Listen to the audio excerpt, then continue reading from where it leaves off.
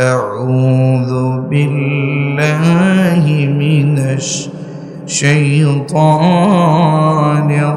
الرجيم بسم الله الرحمن الرحيم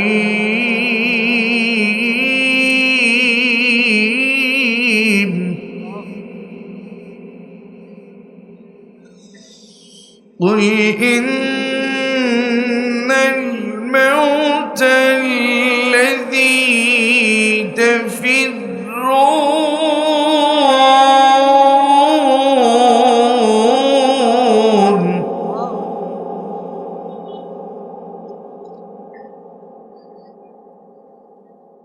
الذي تفرون منه فإنه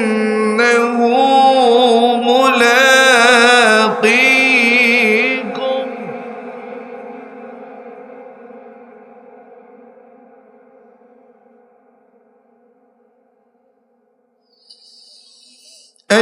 الذي تفرون منه فإنه ملاقيكم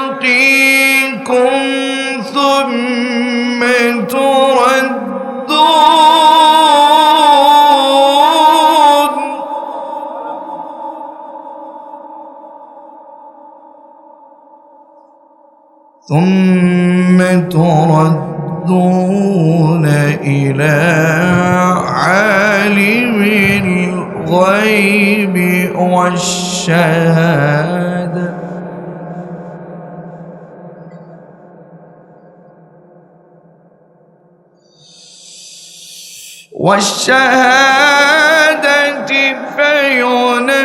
فينبئكم بما كنتم تعملون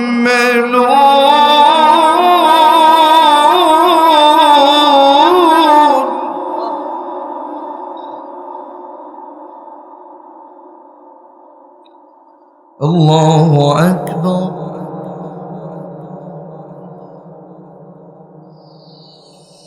الله أكبر بسم الله الرحمن الرحيم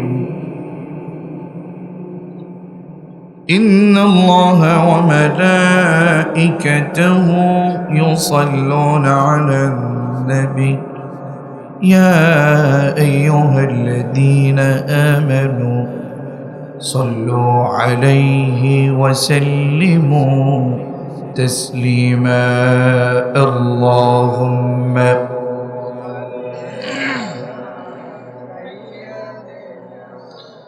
مولانا محمد وعلى آله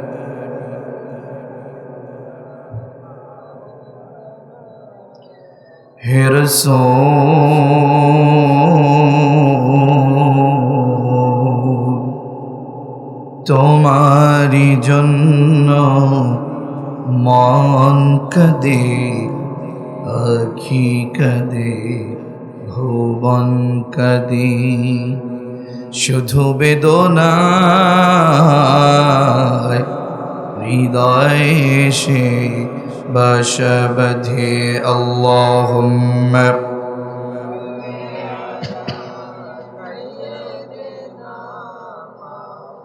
لنا محمد وعلى آله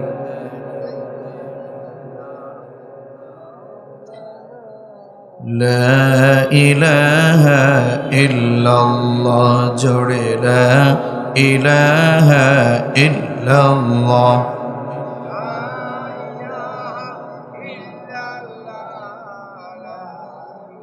ईमान दिए हृदय दिए मालिक के डेके डेके मालिक के खुशी करे पड़ी ला इलाहा इल्लल्लाह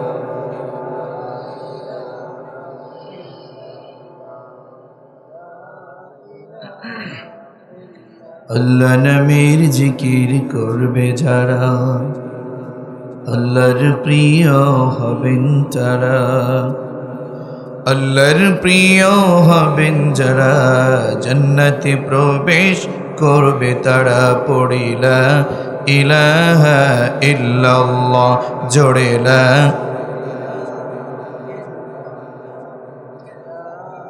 رب زدني علما رب زدني علما رب اشرح لي صدري ويسر لي أمري واحلل عقدة من لساني يفقه قولي سبحانك لا علم لنا إلا ما علمتنا إنك أنت العليم الحكيم। প্রাণপ্রিয় মাদারীপুরবাসী, আপনারা সকলে কেমন আছেন? আমাদেরকে ভালো রেখেছেন কে? যিনি আমাদেরকে আজকে এখানে আসার সুযোগ দান করেছেন। আমরা তারই দরবারে শুকরিয়া দান জবান খুলে সকলেই পাঠ করছি। আমার সাথে সকলেই পড়ুন আলহামদুলিল্লাহ। শুকরিয়া কার করেছেন? জবান খুলে বলেন তো আলহামদুলিল্লাহ। পড়ুন আমার সাথে রব্বানা লাকাল হামদ হামদান কাসীরান তাইয়িবান মুবারাকান ফি। মালিককে ডেকে ডেকে বলুন ইয়া রাব্বি। একটু মনকে নরম করে একেবারে সম্ভাব্য শাবানের শেষ দিন মালিককে ডেকে ডেকে বলুন ইয়া রাব্বি লাকাল হামদু কামা ইয়ানবাগি লিজালালি ওয়াজহিক ওয়া আযীমি সুলতানিক। আমরা কার প্রশংসা করেছি? আওয়াজ করে বলুন, একটু আওয়াজ করে বলুন, পৃথিবীতে আপনাকে আমাকে কে পাঠিয়েছেন? আপনাকে এখানে আসার সুযোগ কে দিয়েছেন? যিনি আমাদেরকে এখানে আসার সুযোগ দিয়েছেন তার গোলামি করবার দরকার আছে নাকি নাই? জবান খুলে বলুন দরকার আছে না নাই? ঐতিহ্যবাহী বাংলাদেশের স্বনামধন্য জেলা মাদারীপুর উপজেলার অন্তর্গত কালকিনি উপজেলার রাড়িবাড়ি আল হাশেম রাড়িবাড়ি জামে মসজিদের উদ্যোগী নবমতম বার্ষিক তাফসীরুল কুরআন মাহফিলের আজকের মোহতারম স্বনামধন্য সভাপতি, আমাদের সকলের শ্রদ্ধাভাজন ব্যক্তিত্ব, বিশিষ্ট সমাজসেবক, ঐতিহ্যবাহী আল হাশেম রাড়িবাড়ি জামে মসজিদের সম্মানিত সভাপতি, আমাদের সকলের মুরব্বী মোহতারাম মুহাম্মদ জালালউদ্দিন রাড়ি হাফিজাহুল্লাহ ওয়া আতালাল্লাহু উমরাহু ওয়া বারাকাল্লাহু ফি হায়াতিহি। আওয়াজ করে সকলে পড়ছি আমিন। আমার পূর্বে অত্যন্ত চমৎকার ও প্রাঞ্জল ভাষায় যিনি কথা বলেছেন, অত্র এলাকার কৃতি সন্তান, বিশিষ্ট আলিমে দ্বীন, বিশিষ্ট ইসলামী চিন্তাবিদ, ঐতিহ্যবাহী রাড়িবাড়ি কেন্দ্রীয় জামে মসজিদের সম্মানধন্য ইমাম ও খতিব মুহতারাম হযরত মাওলানা মুহাম্মদ লিয়াকত আলী খান হাফিজাহুল্লাহ ওয়া আতালাল্লাহু উমরাহু ওয়া বারাকাল্লাহু ফি হায়াতিহি। আওয়াজ করে সকলেই আওয়াজ করে পড়ছি আমিন। আর রয়েছেন আমাদের অত্র এলাকার গর্ব, বরিশালের কৃতি সন্তান, বিশিষ্ট শিক্ষাবিদ, বিশিষ্ট ইসলামী চিন্তাবিদ, তরুণ উদীয়মান আলোচক, সুমিষ্ট ভাষী, ঐতিহ্যবাহী বাইতুল আমান কেন্দ্রীয় জামে মসজিদের সম্মানিত খতিব, অত্যন্ত চমৎকার বলেন। ভাইজানের সাথে আমার যথেষ্ট সুন্দর সম্পর্ক রয়েছে, যথেষ্ট ভালো বলেন। দেখতে একটু চিকনা চাকনি হলেও বলে না ছোট সাপের বড় বিষ, একটা কথা আছে না? চমৎকার বলেন, চমৎকার সুমিষ্ট ভাষী একজন বিনয়ী মানুষ। মুহতারাম শেখ আলহাজ মাওলানা ইলিয়াস হুসাইন মুকমিনী হাফিজাহুল্লাহ ওয়া আতালাল্লাহু উমরাহু ওয়া বারাকাল্লাহু ফি হায়াতিহি। আওয়াজ করে সকলে পড়ছে আমিন। আজকের প্রোগ্রামের সম্মানিত প্রধান অতিথি, অত্র এলাকার কৃতি সন্তান, আমাদের গর্ব, বিশিষ্ট সমাজসেবক ও বিশিষ্ট শিল্পপতি, আমাদের সকলের প্রিয়জন, আস্থাভাজন মুহতারাম আলহাজ আবুল কালাম আজাদ সাহেব হাফিজাহুল্লাহ ওয়া আতালাল্লাহু উমরাহু ওয়া বারাকাল্লাহু ফি হায়াতিহি, সকলেই পড়ছি আমিন। আজকের সার্বিক ব্যবস্থাপনায় যিনি চমৎকার আয়োজনে নিজেকে খাদেম বলে নিবেদিত প্রাণ হিসেবে কবুল করিয়েছেন, আমাদের সকলের প্রিয় মানুষ, আমাদের সকলের চোখে মুখে কথায় যাকে সবসময় স্মরণ করি, আমাদের এই অত্র এলাকার কৃতি সন্তান, ঐতিহ্যবাহী রমজানপুর ইউনিয়ন পরিষদের ৫ নং ওয়ার্ডের সম্মানিত প্রাক্তন মেম্বার, আমাদের চাচাজান মুহতারাম মোহাম্মদ জগরুল হোসেন রারি হাফিজাহুল্লাহ ওয়া আতালাল্লাহু উমরাহু ওয়া বারাকাল্লাহু ফি হায়াতিহি, সকলে আওয়াজ করে পড়ছে আমিন। বিশেষ করে আজকের মাহফিল যিনি পরিচালনা করছেন, অত্যন্ত বিনয়ী, আমাদের প্রিয় ইমাম, আমাদের সকলের নেতা। ইমাম মানে কিন্তু নেতা, ঠিক না? এই যে আমাদের রাড়ি বাড়ি হুজুর কথা বলেছেন, কত চমৎকার কথা বলেছেন, আমাদেরকে গুনাহ মুক্ত জীবন গড়বার জন্য জবানের হেফাজতের ব্যাপারে কথা বলেছেন, ঠিক না? এই যে কাছাকাছি আমরা ভালো ভালো ইমামগুলো পেলাম, ওনাদের কদর করার দরকার আমাদের আছে না নাই? আমাদের সকলের প্রিয় ইমাম, আজকের সম্মানিত পরিচালক, ঐতিহ্যবাহী আল হাসেম রাড়ি বাড়ি জামে মসজিদের সম্মানিত খতিব, বিশিষ্ট ইসলামী চিন্তাবিদ মুহতারাম মাওলানা মেরাজুল ইসলাম হাফিজাহুল্লাহ ওয়া আতালাল্লাহু উমরাহু ওয়া বারাকাল্লাহু ফি হায়াতিহি, আওয়াজ করে সকলেই পড়ছে আমিন। এছাড়াও মঞ্চ উপবিষ্ট ছিলেন আমার প্রিয় বন্ধু মুহতারাম শেখ হাফিজ মাওলানা আজিজুল ইসলাম সহ অনেক ওলামায়ে কেরাম এখানে ছিলেন, আছি, যারা এখানে উপস্থিত হয়েছেন। বিশেষ করে আমাদের সাহেবরামপুর কেন্দ্রীয় জামে মসজিদের সম্মানিত একজন খাদেম মুহতারাম মোহাম্মদ মুশাররফ হোসাইন, এখন একটু অবসর নিয়েছেন, উনি সহ এখানে আমরা যারা এখানে উপস্থিত হয়েছি সকলের জন্য আমি দোয়া করছি, ওয়ারাফা'না লাকা যিকরাক, আল্লাহ তাআলা সকলের সম্মান, ইজ্জত, মর্যাদা আরো বৃদ্ধি করে দিন। আওয়াজ করে সকলেই পড়ছি আমিন। আমি আসলে আলোচনা তেমন করব না, আমি মোটামুটি আপনাদের জন্য কিছু দোয়া নেবার জন্য এসেছি, আর কিছু মেসেজ কিছু বলবো, বেশি কিছু না। আমি আসলে আপনাদের সম্মানে আমি আরো প্রায় আমার মনে হয় অন্তত আরো ৮ বছর আগে এখানে তখন ভাঙ্গা একটা মসজিদ ছিল, কেবল মসজিদ উঠিয়েছে। আমার বাবা আমাকে নিয়ে এসেছিলেন, আমার বাবা আমাকে ওয়াদা করিয়ে গিয়েছেন, আমার দাদা আমার বাবাকে, আমার বাবা এখনো বেঁচে আছেন, আব্বা মাদারীপুরের পীর সাহেব হুজুর এসছেন আমাদের এলাকায়, তাকে একটু সঙ্গ দিচ্ছেন, হয়তো আসবেন ইনশাআল্লাহ, কথা হয়েছে। আমি কিন্তু অনেক দূর থেকে এসেছি, শুধুমাত্র আমাদের এই মেম্বার সাহেব সহ বিশেষ করে দাদার খুব কাছের মানুষ আপনারা, আমার বাবার খুব কাছের মানুষ আপনারা, আর আমি তো আপনাদের সাথের মানুষ, যে কারণে অত্যন্ত কষ্ট হলেও আমি কষ্ট মনে করি না। আমি কিন্তু আজকে 2 দিন যাবৎ ঘুমাচ্ছি না, বিছনায় ঘুমাইনি। আগে তো চলেই গেছে, রংপুর থেকে আমি এসেছি ঢাকায়, রংপুর থেকে ঢাকায় এসে সারা রাত জার্নি করে রংপুর থেকে ঢাকায় এসে এরপরে আমি জুমা পড়িয়েছি, জুমা পড়িয়ে যানজট পেরিয়ে, মানে আমার ড্রাইভার 2 দিন যাবৎ ঘুমাচ্ছে না। একে আমি কি করলাম, যে এর যে অবস্থা মনে হয় এমনিতেই মনে অ্যাক্সিডেন্ট করে ফেলবে, যে অবস্থা, মানে না ঘুমালে তো ড্রাইভার কি থাকতে পারে না।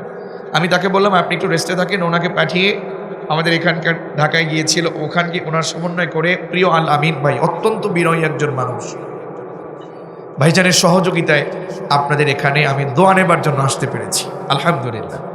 আপনারা খুশি হয়েছে কিনা জানি না, আল্লাহি আল্লাহর কসম আমি অত্যন্ত খুশি হয়েছি যে না, আর আমি এটাকে বাদও দিতে পারছি না। বিশেষ করে আমার বড় ভাই, আমাদের গোষ্ঠীর, আমাদের আত্মীয় স্বজনদের ভিতরে আমার বড় ভাই, শ্রদ্ধা বড় ভাই মুহতারাম ইসহাক রারি, আপনাদের এলাকার সন্তান ইসহাক রারি ভাই আমার ফুফাতো ভাই, উনি বলেছেন উনি আমার ছোট ভাই হিসাবে, আমি আলেম ভাইয়ের যা হই, বড় ভাই তো তিনি আমার। আবার আপনাদের কথা, দাদার কথা, বাবার কথা, মুরব্বীদের কথা, এদের কথা চিন্তা করে আমি আর না বলতে পারি নাই। দীর্ঘ সেই অক্টোবর থেকে শুরু করে প্রতিনিয়ত প্রোগ্রামের ভিতরে শরীরের আর চলে না, একেবারে প্রতিদিন প্রতিদিন কথা বলতে হয়েছে। কালকে রাতে রওনা করেছি রাত্র 1:30টায়, সে অবস্থায় করে জুমাটা পড়ে এসেছি। আমার জন্য খাস করে দোয়া করবেন, আল্লাহ যেন আমাকে তার এই কোরআনের পথে কবুল ও মঞ্জুর করেন। আমি আমার এলাকায় খয়েরিয়া ময়দানে খিদমা করেছিলাম, সাহেবরামপুর কেন্দ্রীয় জামে মসজিদে খিদমা করেছিলাম। তো আমি আসলে শুধুমাত্র আমার বাবা আমার দাদার যে কর্তব্য রয়েছে, দেশের প্রতি কোরআনের খিদমতের একটা দায়িত্ব রয়েছে, সে আলোকে আমি আমাদের এলাকায় কিছুটা কোরআনের দাওয়াত প্রচার করতে, কিছু দায়িত্ব পালন করতে এসেছিলাম।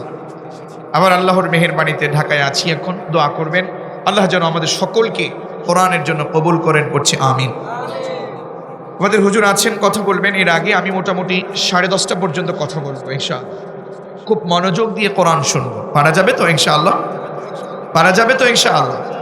আচ্ছা, একটু দেখুন তো, একটু বলুন তো দেখি। আমার একটা হাতে একটা কিতাব দেখতে পাচ্ছেন, এই কিতাবের নাম কি? সবাই বলেছেন কি? কিতাবের নাম কি? আরো জোরে, কিতাবের নাম কি? আল্লাহ রাব্বুল আলামিন এই কোরআন কারীম আমাদেরকে দিয়েছেন অসত্য পথ থেকে সত্যের পথে আসবার জন্য। আলহামদুলিল্লাহ, আমরা কোরআন পেয়ে খুশি না বেজার? একটু আওয়াজ করে বলেন না, খুশি না বেজার? সামনে আসছে রমাদান। ও মাদারীপুরবাসী, আপনার আমার নিজস্ব এলাকার মানুষ, আমি একটু আবদার নিয়ে বলছি, আমি একটু আবেদন রাখছি।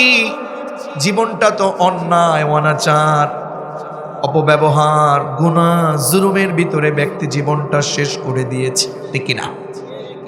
আমি আপনাদের কাছে আবেদন জানাচ্ছি না, আর অন্যায় করা যাবে না, আর অপরাধ করা যাবে না। সব অপরাধ বাদ দিয়ে, অন্যায় বাদ দিয়ে, মিথ্যা, জেনা, ব্যভিচার, বেহায়াপনা, সন্ত্রাসী, চাঁদাবাজি, মারামারি, কাটাকাটি, হানাহানি, ঝগড়া, তর্ক সব বাদ দিয়ে আমাদেরকে একটা পথে আসতে হবে, কোরআনের পথে, ঠিক না? কারণ এই কোরআনের পথ এটাই আসল পথ। এ পথ ছাড়া আর কোনো পথ নাই। যত পথ আছে সব পথ বাতিল পথ, সব নীতি বাতিল নীতি, সব পথ বাম পথ। যত নেতা থাকুক, যত দল থাকুক, সব পথ বাদ। একমাত্র কোরআনের পথ আসল পথ, ঠিক না? এই কোরআনের পথে আমাদের অবিচল থাকার দরকার আছে নাকি নাই? আমি একটু আমার দায়িত্ব নিয়ে বলছি, কারণ আমি যদি আপনাদের কাছে কোরআনের সহি মেসেজটুকু না দিতে পারি, আল্লাহ আমাকে ধরবেন যে মামুন, তোমাকে এলাকার আলেম বানিয়েছিলাম, কেন তুমি বলো নাই? কেন তুমি বলতে দ্বিধাবোধ করেছ? এজন্য আমি বলবো না। আমরা আজকে স্ট্রিট কথা শুনবো, সহজ সরল কথা শুনবো। কোন বাঁকা পথ, কোন বাঁকামি, কোন পথ আমি পেতে পারি না, যেতে পারি না। আমাকে একেবারে সহজ সরল পথে আমাদেরকে হাঁটতে হবে, ঠিক না? এদিক থেকে ওদিক থেকে বাঁকা, এদিকে সেদিকে দিয়ে শয়তানি বহু পথ আপনাকে আক্রমণ করবে। তবে শয়তানকে পিছে ফেলে দিয়ে আমাদেরকে কোরআনের পথে অবিচল থাকতে হবে। কেন কোরআন দিলেন? কেন কোরআন মানব? কেন আমি কোরআন পড়ব? আমাদের মেম্বার সাহেব কেন মাহফিল দিলেন? আপনাদের এলাকার ভিতরে কেন মাহফিল আপনারা দিলেন? আমাদের মেয়রাজ ভাই কেন এত দায়িত্ব নিয়ে মাহফিল পরিচালনা করলেন? ও বাবাজি আমার, ও মা বোনেরা আমার, আপনাদের কাছে কোরআনটা কেন তারা উপস্থাপন করলেন? নিশ্চয় একটা কারণ তাদের আছে, ঠিক না? একটা কারণ আছে। কি কারণ? কি কারণ? আল্লাহ রাব্বুল আলামিন তার হাবিবকে ডেকে বলেন, ও হাবিব, কিতাবুন আনজালনাহু ইলাইকা লিতুখরিজান নাস মিনায-যুলুমাতি ইলান-নূর। জোরে বলেন আল্লাহু আকবার। বিশ্বনবীকে আল্লাহ নিজে বললেন, ও রাসূল, আপনাকে এই কোরআনটা কেন নাজিল করেছি জানেন নাকি? আল্লাহ তাআলা তার হাবিবকে বলছেন, ও মুহাম্মদ সাল্লাল্লাহু, কেন আপনাকে কোরআন দিয়েছি, কেন আপনার কাছে কোরআন নাজিল করেছি? আল্লাহ নিজে বললেন, রাসূল, আপনার সমাজের ভিতরে মানুষ অন্যায় করে, মিথ্যে কথা বলে, অসত্য পথে চলে, হারাম পথে ইনকাম করে, সুদের সাথে জড়িত, ঘুষের সাথে জড়িত। আমাদের সমাজে এমন লোক আছে নাকি নাই? সুদের সাথে, ঘুষের সাথে, মিথ্যার সাথে, বাম রাজনীতির সাথে জনমের মতো জড়িত, ঠিক না? আল্লাহ রাব্বুল আলামিন তার হাবিবকে বললেন, ও হাবিব, এই কোরআনটা এজন্য দিয়েছি, আপনার সমাজে যারা চুরি করে, সন্ত্রাসী করে, চাঁদাবাজি করে, যাদের মুখে দাড়ি নাই, যারা সুন্নাহ পালন করে না, নামাজ পড়ে না, নারীরা যারা পর্দায় থাকে না, এই অন্ধকারাচ্ছন্ন জীবন যাপনে যারা পা রেখেছেন, এই সকল লোকেদেরকে আলোর পথে নিয়ে আসবেন বলে, লাইটের পথে নিয়ে আসবেন বলে আমি আল্লাহ তাআলা আপনি রসুলকে কোরআন দিয়েছি। আল্লাহু আকবার। তার মানে আজকের তাফসীরুল কোরআন মাহফিল এটা এমন মাহফিল, আজকের মাহফিল থেকে আমাকে অসত্য পথ ভুলে যেতে হবে, ঠিক কিনা? মিথ্যে কথা ভুলে যেতে হবে। যাদের দাড়ি নাই তাদের দাড়ি রাখতে হবে, ঠিক কিনা? যাদের নামাজ নাই নামাজে আসতে হবে। যে সকল নারীরা বেপর্দায় চলে তাদেরকে পর্দায় থাকতে হবে, ঠিক কিনা? সব পথ বাদ দিয়ে, অন্যায় পথ বাদ দিয়ে আমাদেরকে কোরআনের পথে হাঁটতে হবে, ঠিক কিনা? কারণ এই পথ এটাই আসল পথ, এই মত এটাই আসল মত। আল কোরআনের পথ, এই পথই আসল পথ, ঠিক না? আল কোরআনের পথ, এই পথই আসল পথ, অন্য পথে অন্য মতে নেই যে রহমত। আল কোরআনের পথ, এই পথই আসল পথ, ঠিক না?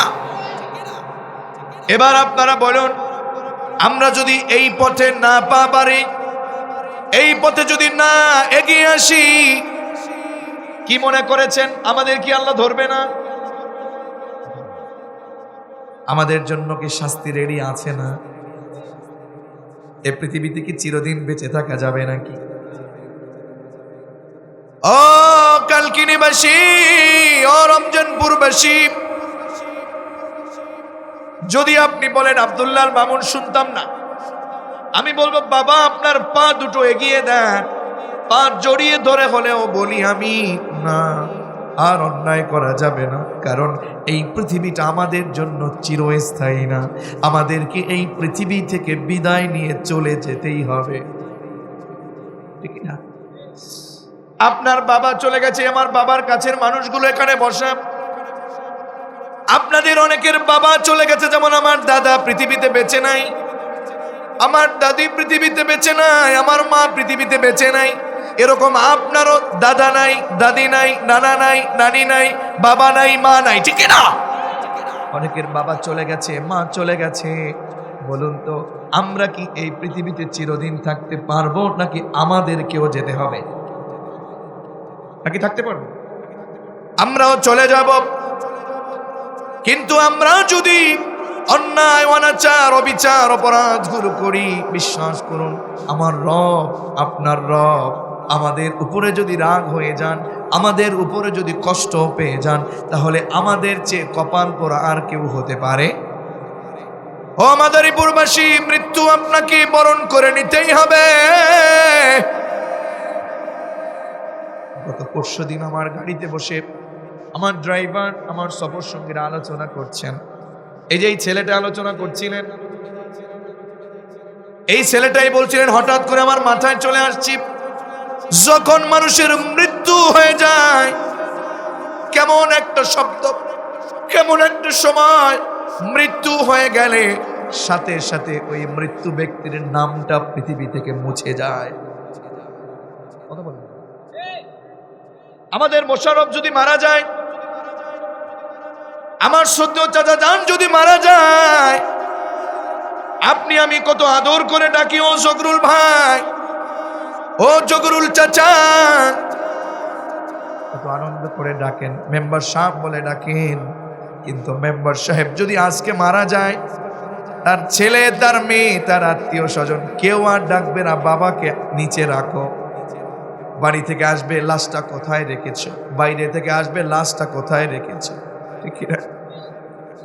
আমাদের মেহরাজ ভাই চলে যাবেন জানাজা পড়ানোর জন্য। মেহরাজ ভাই যখন জানাজা পড়াতে চলে যাবেন, মেহরাজ ভাই নিজেও বলবেন না মেম্বার সাহেব কোথায়।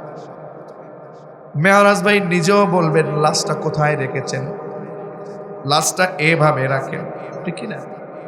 মৃত্যুর সাথে সাথে আপনার নামটা একেবারে কাট হয়ে যাবে, আপনার নামে আপনাকে আর কেউ ডাকবে না। কিন্তু আমরা যে অন্যায় করছি, অপরাধ করছি, আমরা যে বেহায়াপনা করছি, আমরা যে চুরি করছি, ডাকাতি করছি, বেনামাজি আছি, বেপরদায় চলছি, আমাদেরকে তো পৃথিবী থেকে বিদায় নিতে হবে। আমরা যদি এই অসত্য পথে চলি, অন্যায় পথে চলি, আমাদেরকে কিন্তু আল্লাহ ছাড় দেবে না, আমাদেরকে কিন্তু মালিক অনেক যন্ত্রণা দিয়ে পৃথিবী থেকে বিদায় দেবে, ঠিক না? মৃত্যুর যন্ত্রণা সহ্য করা যাবে না। অনেক আলোচনা তো শুনেছেন, অনেক শুনবেন, একটু নিজেকে বুঝান মৃত্যুর যন্ত্রণা আপনি সহ্য করতে পারবেন কিনা। আল্লাহ তাআলা বলছেন, এই মৃত্যু থেকে তুমি যদি পালিয়েও যেতে চাও, মৃত্যু থেকে তুমি পালাতে পারবা না। কার কথা? মৃত্যু থেকে তুমি পালাতে পারবা না, মৃত্যু নিজে এসে তোমার সাথে সাক্ষাৎ করবে। আল্লাহু আকবার। আল্লাহ বলছেন, ও রাসূল আপনি বলে দেন, আপনার উম্মতদেরকে বলে দেন, কুল ইন্নাল মাউতাল্লাযী تفرون منه فإنه ملاقيكم। জোরে বলেন আল্লাহু আকবার। ও রাসূল আপনি বলে দেন, ইন্নাল মাউতাল্লাযী তাফিরুনা মিনহু ফাইন্নাহু মুলাকীকুম। রাসূল দেখেন না, সুদ, ঘুষ, অন্যায়, অনাচার সব অপরাধে ওরা লিপ্ত হয়ে আছে। যুবকেরা কিশোর গ্যাং হয়ে, নামাজ নাই, রোজা নাই, মোবাইল মোবাইল, অন্যায় অপরাধ সবকিছু নিয়ে জনমের মতো মাতামাতি শুরু করে দিয়েছে। ওরা মনে করেছে ওরা মনে হয় মরবে না। আল্লাহ বললেন না, ও রাসূল আপনি বলে দেন, ইন্নাল মাউতাল্লাযী তাফিরুনা মিনহু ফাইন্নাহু মুলাকীকুম। নিশ্চয় ওরা মৃত্যু থেকে পালাতে চায়, মৃত্যু থেকে ওরা পালিয়ে বেড়াতে চায়। কেমন যেন এমন অন্যায় করে, এমন অপরাধ করে, যে ব্যক্তির মুখে দাঁড়িয়ে ও মনে করে আমি বুঝি মরবো না, ঠিক না? যে ব্যক্তি সুদ খায় ও মনে করছে আমি মরবো না। কারণ যে ব্যক্তি মৃত্যুর ভয় করে, ওয়াল্লাহি আল্লাহর কসম, যে ব্যক্তি মৃত্যুর ভয় করে ওই ব্যক্তি কখনো সুদ খেতে পারে না, অন্যায় করতে পারে না, অপরাধ করতে পারে না, অপব্যবহার করতে পারে না, গুনাহের কাজগুলো করতে পারে। ও রমজানপুরবাসী, যেহেতু আপনি অপরাধগুলো করছেন, কেমন যেন আপনি একেবারে মৃত্যু থেকে পালিয়ে যাবেন এমন চিন্তা করছেন, আসলে পালানো যাবে? আল্লাহ তাআলা বলছেন, শোনো, ইন্নাল মাউতাল্লাযী তাফিরুনা মিনহু ফাইন্নাহু মুলাকীকুম। নিশ্চয় ওরা মৃত্যু থেকে পালাতে চায়, আসলে মৃত্যু থেকে পালাতে পারবে না, মৃত্যু নিজে এসে ওদের সাথে সাক্ষাৎ করবে, ঠিক না? মৃত্যুর যন্ত্রণা এটা হলো 3 ধরনের। কয় ধরনের? সবাই বলেন, একটু দেখেন আপনার মৃত্যুটা কেমন হবে, আপনারটা আপনি নিজে মিলান। মৃত্যুর যন্ত্রণা 3 ধরনের। যাদের মুখে আওয়াজ আছে একটু আওয়াজ করে বলেন কয় ধরনের। এক নাম্বার যারা মিথ্যা কথা বলে, অপরাধ করে, নামাজ পড়ে না, রোজা রাখে না, পর্দায় থাকে না, যারা অসত্য পথে চলে, কোরআন বিরোধী আন্দোলন করে, অসত্যের পথে হাঁটে, আলেমদেরকে ভালো লাগে না, ইমামদেরকে ভালো লাগে না, আলেমরা কোরআনের পক্ষে কথা বলে তাদের কাছে ভালো লাগে না, এরকম লোক আমাদের সমাজে আছে নাকি নাই? নারীরা বেপর্দায় চলে, ও নারী, ও মা, ও বোন, যারা অপরাধ করছেন, এই পাপিষ্ঠ লোকগুলোর মৃত্যুর যন্ত্রণা হলো এক ধরনের। 2 নাম্বার, যারা নেককার, যারা সত্য কথা বলে, যারা সঠিক পথে চলে, যারা মসজিদের পক্ষে কাজ করে, তাফসীরের পক্ষে কাজ করে, যারা পর্দায় থাকে, যারা নামাজ পড়ে, যারা রোজা রাখে, এদের মৃত্যুর যন্ত্রণা আরেক ধরনের। 3 নম্বরে, যারা আল্লাহর দ্বীন কায়েমের জন্য কোরআনকে অবিচল অটল এই পথে রাখার জন্য, কোরআনকে বাস্তবায়নের জন্য যারা পৃথিবী থেকে শহীদ হয়, এদের মৃত্যুর যন্ত্রণা হলো আরেক ধরনের। এবার যদি বুঝে থাকেন একটু জবান খুলে বলেন তো দেখি, মৃত্যুর যন্ত্রণা কয় ধরনের? কয় ধরনের? এবার একটু আপনি মিলান। 1 নম্বরে, মনকে নরম করেন, একটু মনকে নরম করেন। 1 নম্বরে, যারা সুদের পথে জড়িত, ঘুষের পথে জড়িত, যারা সুন্নাহ বিরোধী কাজ করছেন, বাড়িতে পর্দা নাই, নামাজ নাই, রোজা নাই, কোরআন নাই, দাড়ি নাই, সুন্নাহ নাই, এই সকল লোকগুলো জান কবজ কেমন? আল্লাহ তাআলা ফেরেশতা মালাকুল মউতকে পাঠাবেন, যাও ওই রমজান পড়ে চলে যাও, ওই লোকটার জান কবজ করো। মালাকুল মউত এসে যাবে। মালাকুল মউত এসে ওই সেই অপরাধী লোকটার মাথার কাছে এসে বসে যাবে। মাথার কাছে এসে যখন বসে যাবে, মালাকুল মউত ডাকতে শুরু করবে, বের হ। ইয়া আইয়াতুহান নাফসুল খাবিসা, বিকট আওয়াজে আপনাকে ডাকবে, ইয়া আইয়াতুহান নাফসুল খাবিসা উখরুজি ইলা সাখাতিন মিনাল্লাহি ওয়া আযাব। হে পাপিষ্ঠ আত্মা, সুদ খেয়েছিস, ঘুষ খেয়েছিস, ইসলামী আন্দোলনের বিরোধিতা করেছিস, আলেমদের বিরোধিতা করেছিস, রমাদানে সিয়াম পালন করিসনি, অন্যায় অপরাধের পথে নিমজ্জিত হয়েছিস, বের হয়ে যা। ইয়া আইয়াতুহান নাফসুল খাবিসা উখরুজি ইলা সাখাতিন মিনাল্লাহি ওয়া আযাব। আল্লাহ তোর উপর রেগে আছে, আল্লাহ তোর উপর অসন্তুষ্টি হয়ে আছে, আল্লাহ তাআলা তোর উপর রেগে আছে,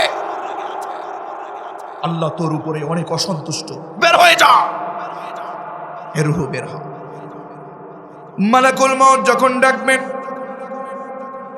ওই রূহটা পালাতে গিয়ে দৌড় দিয়ে পালানো শুরু করবে। রূহ কিন্তু বাস্তবে পালাতে পারবে? রূহটা পালাতে গিয়ে পায়ের গোড়ালির কাছে গিয়ে বসবে। মালাকুল মউত ডাকবে, বের হ। দৌড় দিবে পালানোর জন্য, পায়ের গোড়ালির কাছে আটকে পড়বে। আবার মালাকুল মউত চাপ দেবে, আবার গিয়ে রূহটা চামড়ার নিচে গিয়ে পালাবে, আবার চাপ দেবে, পশমের নিচে গিয়ে পালাবে, আবার চাপ দিবে, চাপ দেবার সাথে সাথে রূহটা গিয়ে গলার কাছে পৌঁছাবে। বর্ণনা এসেছে, মালাকুল মউত যখন চাপ দেবে, প্রত্যেকটা চাপে যেন মনে হচ্ছে গোটা পৃথিবীতে যতগুলো পাহাড় আছে সব পাহাড়গুলো যেন তার গায়ের উপরে। নাউযুবিল্লাহ, সহ্য করা যাবে না। কি করে মিথ্যা কথা বলেন, কি করে অসত্য পথে চলেন, কি করে মিথ্যা পথে চলেন, কি করে হারাম পথে ইনকাম করেন, নারী কি করে বেপরদায় চলেন, আমার বুঝে আসে না। মালাকুল মউত যখন চাপ দিবে, মনে হবে গোটা পৃথিবীর যত পাহাড় আছে সব পাহাড়গুলো যেন তার গায়ের উপরে। আল্লাহু আকবার। পাহাড়গুলো গায়ের উপরে মনে করে, যখন ডানে তাকাবে বামে তাকাবে, আহারে আমাকে তো ধরেই ফেলেছে। রূহটা এখন কোথায়? কোথায় আছে এখন? গলার কাছে। রূহটা দেখবে কেউ তাকে বাঁচাতে পারছে না। কাল্লা ইদা বালাগাতিত তারাকিয়া ওয়া কিলা মান রাক ওয়া যান্না আন্নাহু ফিরাক। আল্লাহু আকবার। রূহটা দেখবে কেউ তাকে বাঁচাতে পারছে না। বাবা মা, আত্মীয় স্বজন, চাচা চাচি, কত মানুষ তো পাশে, কেউ তো আমাকে বাঁচাতে পারছে না, আমাকে তো চলে যেতেই হচ্ছে, ঠিক কিনা? পৃথিবীতে কেউ আপন না, পৃথিবীতে আপনার আপন কেউ না, সবাই আপনার পর। কেউ আপনার আপন, কেউ কি আপন? কার জন্য করছেন? মৃত্যু হয়ে যাবে, আপনাকে খালি পকেটে আপনাকে দেশ থেকে, আপনার এই পৃথিবী থেকে আপনাকে বিদায় করে দেবে। কাফনে কোনো টাকা দিয়ে দেবে নাকি? ইতিহাসে এমন কোনো দেখেছেন ইতিহাস যে অমুক ব্যক্তি মারা গেছে, তার কাফনের ভিতরে কবরের আযাব থেকে বাঁচার জন্য কিছু টাকা দিয়ে দিচ্ছে? এরকম কোন ইতিহাস আছে? কার জন্য কি করছেন সবাই আপনাকে না বলে দেবে, পৃথিবী আপনাকে না বলে দিবে। আপনাকে এই পৃথিবী যখন না বলে দেবে, আল্লাহ তাআলা এই পৃথিবী থেকে আপনাকে নিয়ে নেবে। আপনার এই পৃথিবীতে কেউ আপন না। বাবা বলেন, মা বলেন, স্ত্রী বলেন, ছেলে বলেন, মেয়ে বলেন, পৃথিবী থেকে আপনি নাই হয়ে যাবেন। তার মানে আপনি নাই, আপনি চালাও পৃথিবী চলছে, ঠিক কিনা? কেউ তো আপন নয় তোমারি, কেউ তো আপন নয়, কেউ তো আপন নয় তোমারি, কেউ তো আপন নয়। নিষ্ঠুর এই পৃথিবীতে কেউ তো আপন নয় তোমারি, কেউ তো আপন নয়, ঠিক কিনা? মালাকুল মউত যখন জানটা কবজ করবে, জান কবজ করবার সময় মালাকুল মউত রেগে যাবে, বের হ।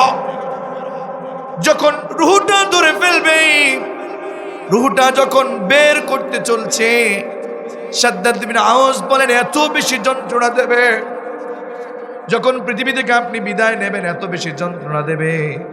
শাদ্দাদ বিন আওস বলেছেন যখন মৃত্যুর যন্ত্রণা হবে, একটা জীবিত মানুষের হাতটা, একটা জীবিত মানুষের চামড়াটা এইভাবে করে টেনে টেনে ছিঁড়ে ফেললে যতটা কষ্ট, জীবিত মানুষ, জীবিত মানুষের চামড়াটা টেনে টেনে চিরে ফেললে যতটা না কষ্ট, এর চেয়েও বেশি যন্ত্রণা দিয়ে আপনার দাড়ি নাই, আপনার বাড়িতে পর্দা নাই, আপনার বাড়িতে হারাম ইনকাম চলছে, এই অন্যায় কাজগুলো যারা করেন তাদেরকে যন্ত্রণা দিয়ে আপনাকে এই পৃথিবী থেকে বিদায় দেবে। শাদ্দাদ বিন আওস আরো বলেছেন, এই যে জীবিত মানুষ দেখতে পাচ্ছেন, এইভাবে করে টুকরো টুকরো করতে করতে 1000 পিস একটা জীবিত মানুষকে 1000 পিস করলে যতটা না কষ্ট, এর চেয়েও বেশি কষ্ট হবে যারা অপরাধ করছেন তাদেরকে এই পৃথিবী থেকে বিদায়ের সময়। এজন্য বলেন তো, অপরাধ করবেন নাকি কোরআন মানবেন? জোরে বলেন, অপরাধ করবেন না কোরআন মানবেন? এজন্য আমি বলবো সব অপরাধ বাদ দিয়ে, অন্যায় বাদ দিয়ে আজ থেকে সত্যের পথে, যার দাড়ি নাই আজকে দাড়ি রাখবেন, যে নামাজ পড়তেন না আজকে থেকে নামাজ পড়বেন, যে বেপর্দায় চলতেন আজ থেকে পর্দায় থাকবেন, ঠিক না?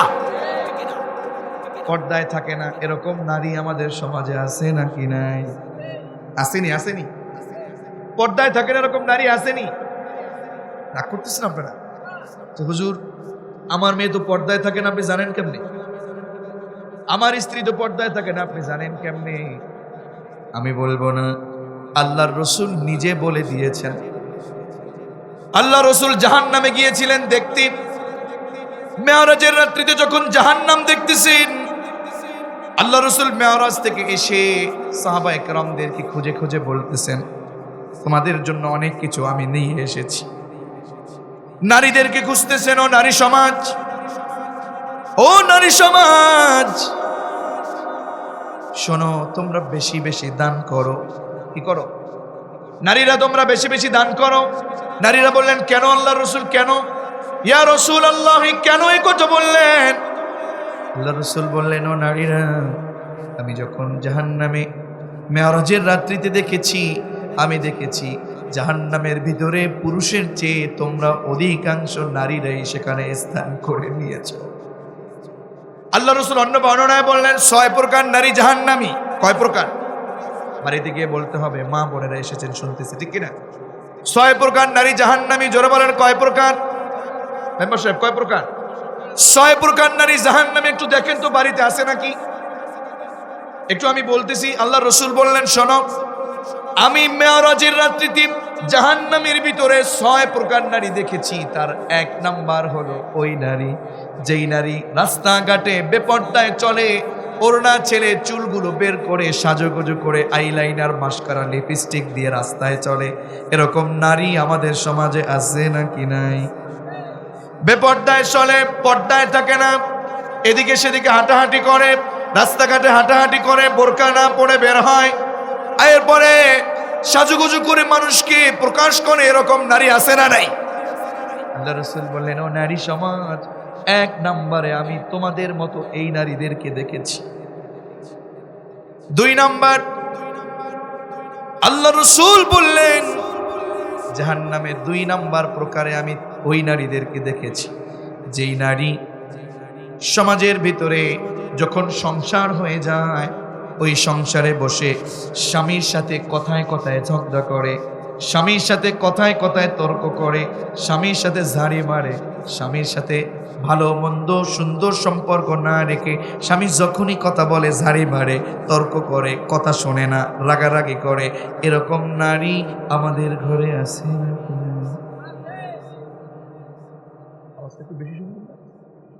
আসলে আছে নাকি? স্বামীর সাথে ঝগড়া করে, কথায় কথায় তর্ক করে, এরকম নারী কথায় ঝাড়ি মারে, আসেনি? আছে নাকি? আছে নাকি?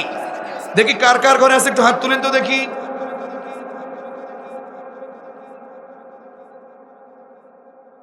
দেখছেন ভাইজান, এতক্ষণ বললো আছে, আর এখন কেউ হাত তুললো।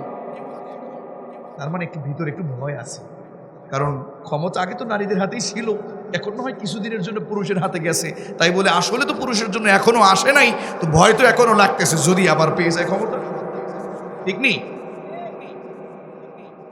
বিশ্বাস করুন, ও আমার কলিজার টুকরা তরুণার যুবকেরা, হাত তুলতে লজ্জা পেয়েছো, আমি কিন্তু জানি কেন হাত তুলেন না। কইতাম নি দাদারা, হাত যে কেন তুলেন না আমি কইতাম নি, কারণ আজকে বাড়িতে গেলেই বলবে আব্দুল্লাহ মামুন ভাই আসছিল, শুনছিলাম কি যেন মাইকে বললো, কার ঘরে কথায় কথায় ঝগড়া করে, তর্ক করে, এরকম নারী এসে হাত তোলেন। সত্যি কথা কত, তুমি হাত তুলছিলা? সত্যি করে কও, তুমি হাত তুলছিলা?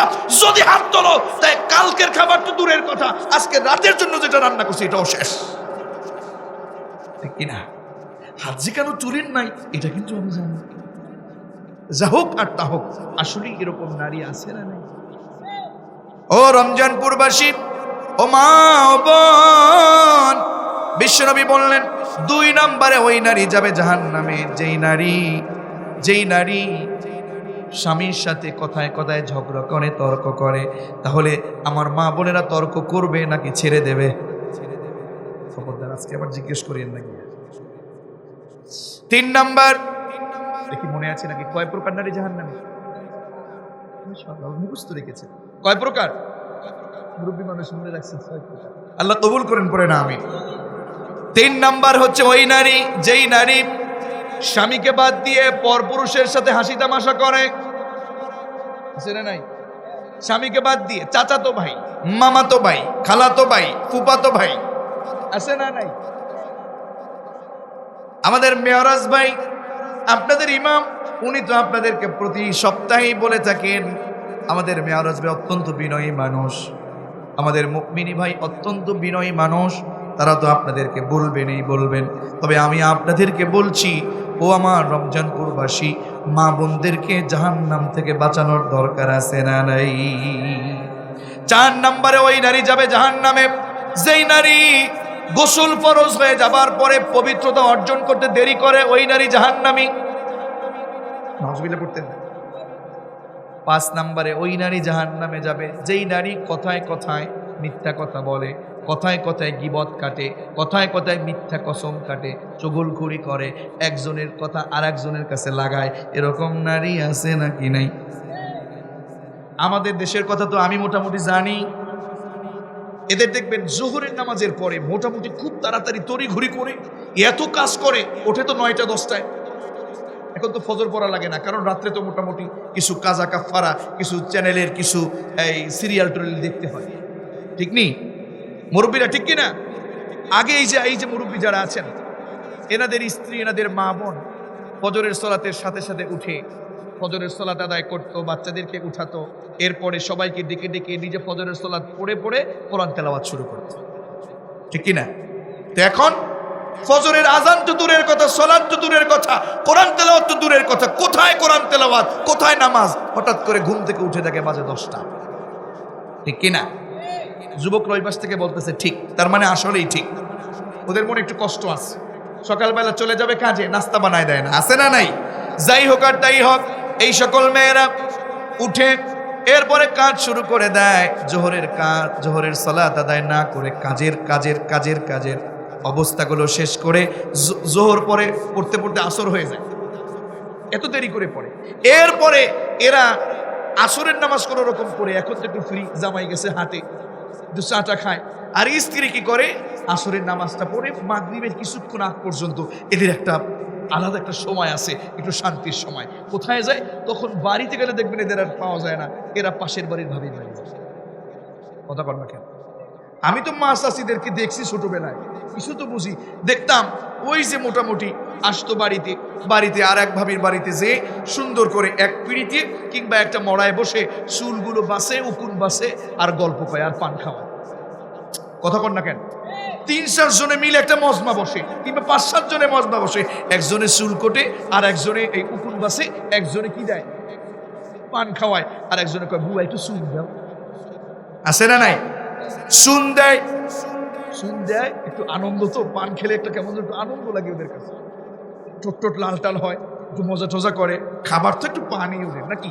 আবার কই না হুজুর পান খাইতেও নিষেধ করবেন না, যদি তামাক হারাম কোনো জিনিস থাকে এগুলো বাদ দিতে হবে। কথা কি বুঝতে পেরেছেন? পান খান, নিষেধ নাই। এবার বলে বুয়া একটু চুন দাও, কি দাও? চুন দেয়, আর এভাবে দাঁতে লাগা চুন খায়, আর পানের রস মুখে ভরা, আর বলে ও আয়সার মা, তোমাকেও অমুক বাড়ির খাদু জন্মাইয়া করতে পারলো। কি আছে না নাই? আছে না নাই?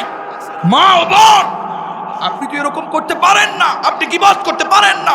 আল্লাহ রাসূল বলেছেন, আপনি যদি কথায় কথায় মিথ্যা কথা বলেন, গীবত করেন, কসম কাটেন, মিথ্যা কসম, চগলখড়ি করেন, আপনাকে জাহান্নামে যেতে হবে। কয় প্রকার নারী জাহান্নামী মনে আছে তো? কয় প্রকার? 6 প্রকার নারী জাহান্নামী। তার 6 নাম্বার হলো নারীদের ভিতরে উপকার করে খোটা দেয়, এরকম নারীও আছে না নাই? এই 6 প্রকার নারী জাহান্নামী।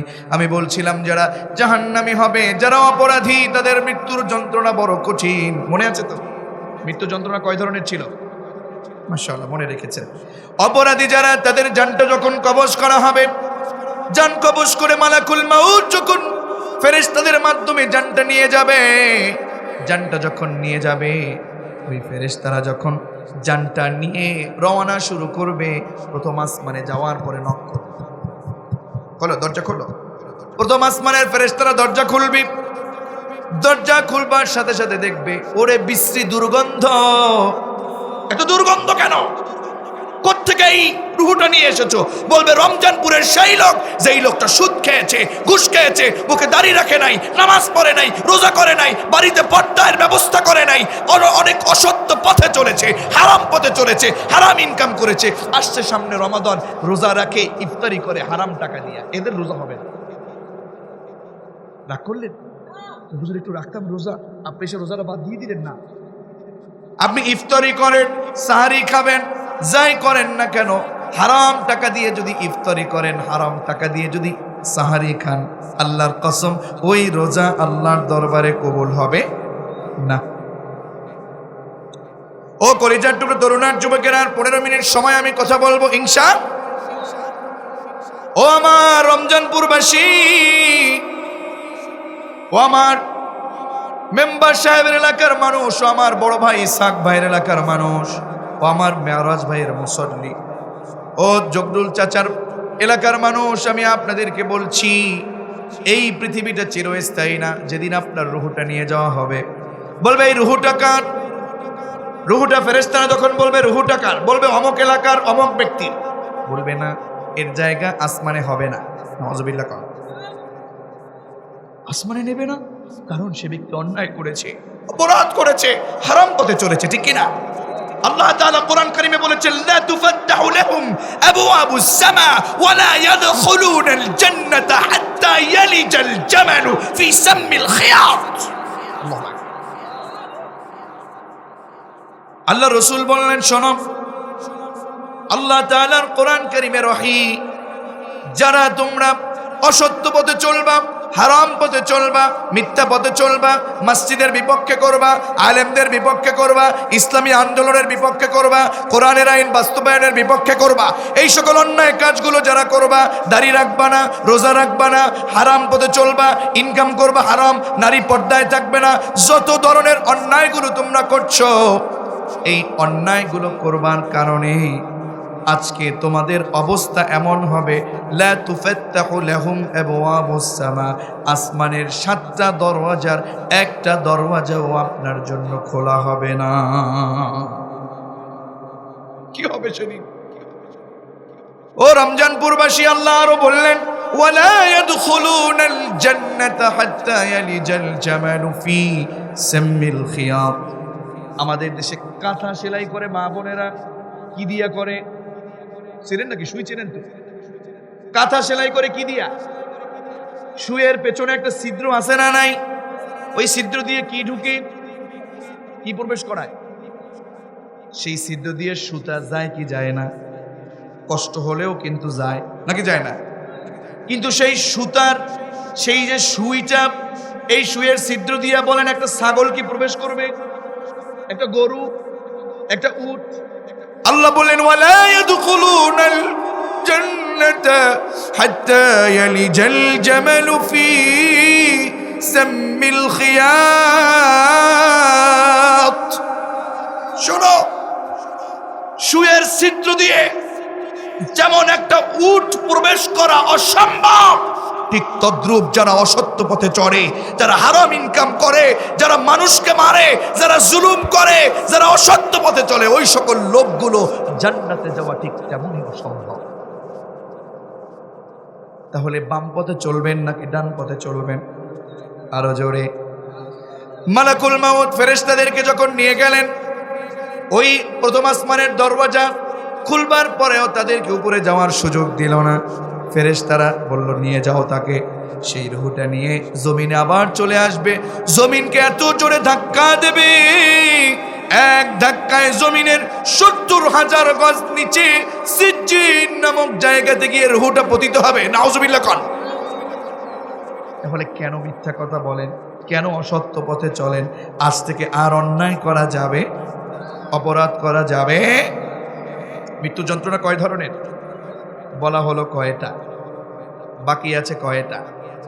2 নাম্বার হলো নেককার যারা, দাড়ি রেখেছেন যারা, নামাজ পড়েন যারা, মসজিদের পক্ষে, মাদ্রাসার পক্ষে, মাহফিলের পক্ষে, নামাজের পক্ষে, পর্দার পক্ষে যে সকল নারী পর্দায় ছিল, এদের মৃত্যুর যন্ত্রণা কেমন? আল্লাহ রাসূল সাল্লাল্লাহু আলাইহি ওয়াসাল্লাম বলেন, এই সকল লোকগুলো যখন পৃথিবী থেকে বিদায় নেবে, আল্লাহ তাআলা কিছু ফেরেশতা পাঠাবে তাদের জন্য।